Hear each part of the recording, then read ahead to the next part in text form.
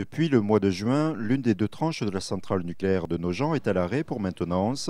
Objectif, prolonger la vie de la centrale de 60 ans, un travail colossal. Les aéroréfrigérants de Nogent-sur-Seine, ils font 165 mètres de haut. On a surface au sol, on est à 14 000 mètres carrés. Et donc la coque au niveau du sol, son diamètre est de 149 mètres.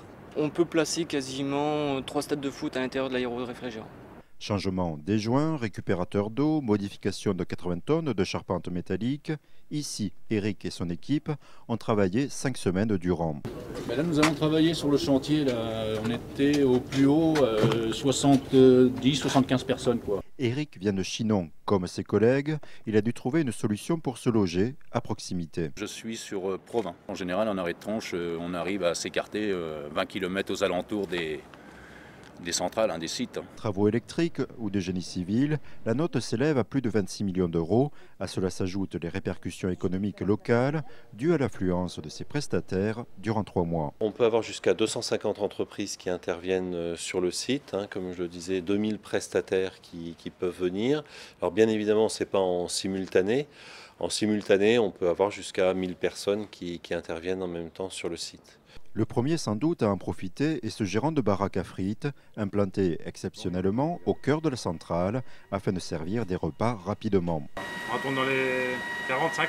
Sur le plan économique, ces travaux profitent surtout au secteur de Nogent-sur-Seine, dont certains hôtels sont occupés à 80% par les prestataires.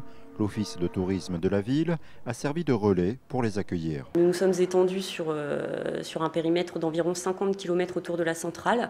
Des prestataires de la centrale sont allés se loger jusqu'à Troyes, Sens, puisque tout était complet sur le secteur. Nous avons même des prestataires en cette période de l'année qui viennent avec leur famille, avec les femmes, les enfants, et donc ils sortent le soir et les week-ends en famille. Dans une moindre mesure, restaurants et bars profitent également des travaux de la centrale. Mais bon, c'est 2-3 tables midi et 2-3 tables le soir, avec des petits menus. Voilà. Le soir, après le boulot, la terrasse, les gens qui rentrent pour boire un coup, boire une bonne bière. J'ai mangé sur un petit restaurant arabe hier soir et il ressent bien qu'on n'est plus que deux à manger dans la salle.